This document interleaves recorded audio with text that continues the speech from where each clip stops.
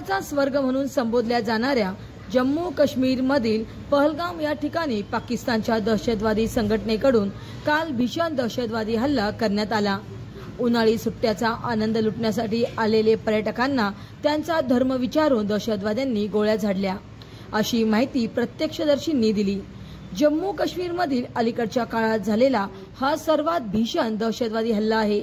याच पार्श्वभूमीवर परतूरचे माजी मंत्री तथा विद्यमान आमदार बबनराव लोणीकर यांनी प्रतिक्रिया दिली। महाराष्ट्र वाईब न्यूज प्रतिनिधी गजानन माळकर, परतूर। भारतातल्या पहलगाम या भागामध्ये पाकिस्तानच्या अतिरेक्यांनी 26 हिंदूंची हत्या केलेली आहे, त्यांना ठार मारलेलं आहे। पाकिस्तानचा माज, मस्ती, मुजोरी वाढलेली आहे। आता पाकिस्तानला धडा शिकवण्याची वेळ आलेली आहे। देशाचे पंतप्रधान आणि केंद्र सरकार यांनी आता कठोर भूमिका घ्यावी आणि पाकिस्तानचा माज उतरवला पाहिजे।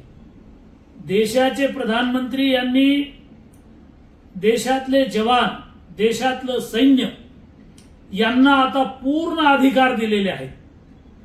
ताकदीने पाकिस्तानच्या विरोधात कारवाई करण्यासंदर्भात संपूर्ण स्वातंत्र्य दिलेलं आहे। पाकिस्तान हा भिकारचोट देश आहे आणि या भिकारचोट देशाला बलशाली असणाऱ्या भारताबरोबर लढाई करणं, युद्ध करणं परवडणार नाही। या पाकिस्तानचा माज, मस्ती उतरवण्यासाठी आमचं बलशाली सैन्य, बलशाली जवान मैदानात उतरून पाकिस्तानला धडा शिकवतील। पाकिस्तानला कटोरा घेऊन आता भीक मागायची वेळ येईल। आता पाकिस्तानला नेस्तनाबूत करण्याची हीच वेळ आहे।